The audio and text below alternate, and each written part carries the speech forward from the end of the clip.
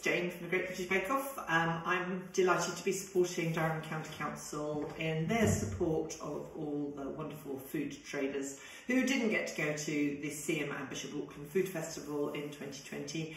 I hope that I'm going to be up there to see you at food festivals next year, because I love coming out and seeing you guys. So I'm going to be doing some little videos to show you some delicious things to make at Christmas, and today is a wonderful prepare ahead, stick it in the freezer, forget about it till Christmas Day dessert. So I have got here a little £1 bread tin. If you've got the bigger version, the £2, which are much more common, then just double this recipe up. Recipe's on the website, so don't need to write anything down. So I'm just going to, not greasing it at all, this is a non-stick one but doesn't make any difference. I'm just going to line it one way with a piece of paper, so I'm going to put this bit in first, just one lengthways and one across the width. Don't worry if it doesn't cover the sides, that is absolutely fine, you can spend hours lining it in and there's no need. I have got here, don't know, about 75 grams of glacé cherries, just the ones you get in the supermarket in the baking section, and some of the cut to mix peel, again, just find it in the baking section. I'm going to I'm just going to roughly chop that all up. I know the peel is already chopped, but it's much nicer to have slightly smaller pieces. I think you could do this in a food processor, but you stand the chance of maybe chopping it really too finely and turning it into mush. If you wanted to, you could put some chopped pecans, some chopped pistachios in there for a touch of green, raisins if you wanted to. Again, just chop them all up so nobody's going to get a great big dollop of whatever it is. There we go, that didn't take very long. So this is an iced chocolate terrine. Well, not really chocolate. Actually, my son hates white chocolate. When he knew it was a terrine, he thought it was going to have loads of white chocolate in. But it's so simple. So I have got here half a tin. Oh, one thing I meant to tell you. It's going to have some mincemeat in it. Now, before you do anything else, you want to just get half a jar of mincemeat and warm it through in the microwave.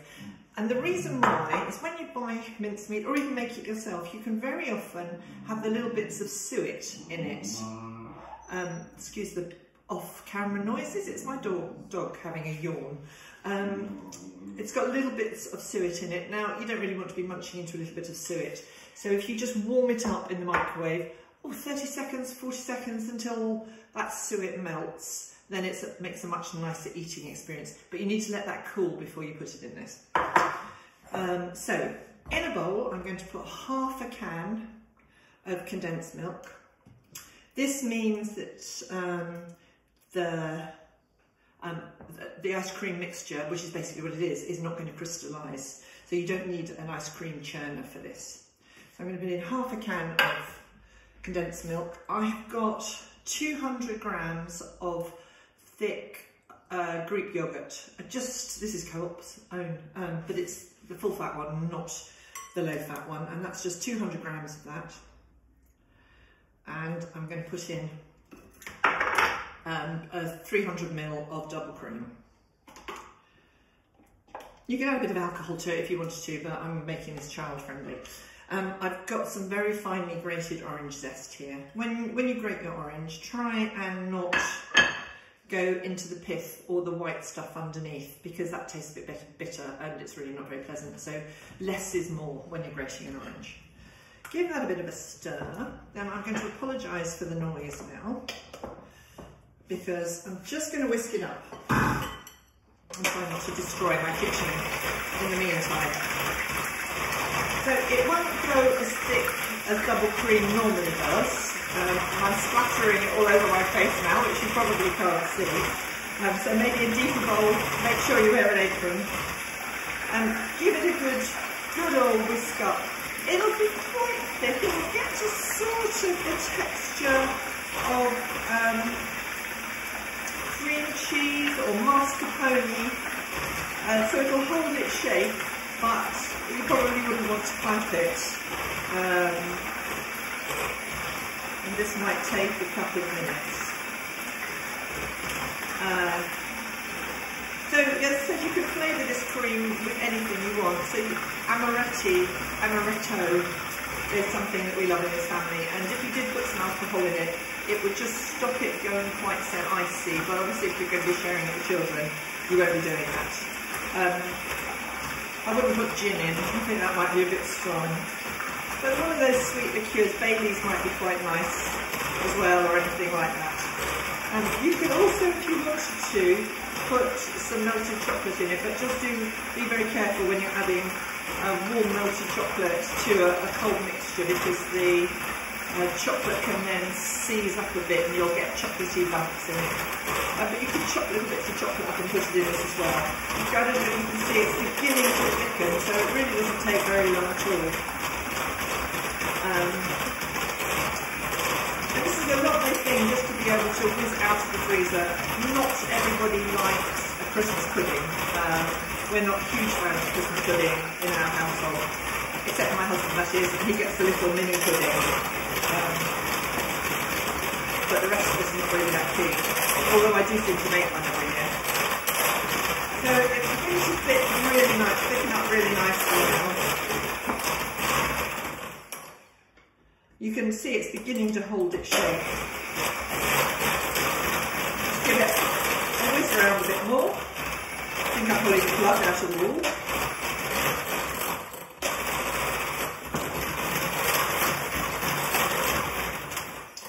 Probably, if you're doing this at home, I'm just doing this for quickness now, whiz it up a little bit longer than I've whizzed it up.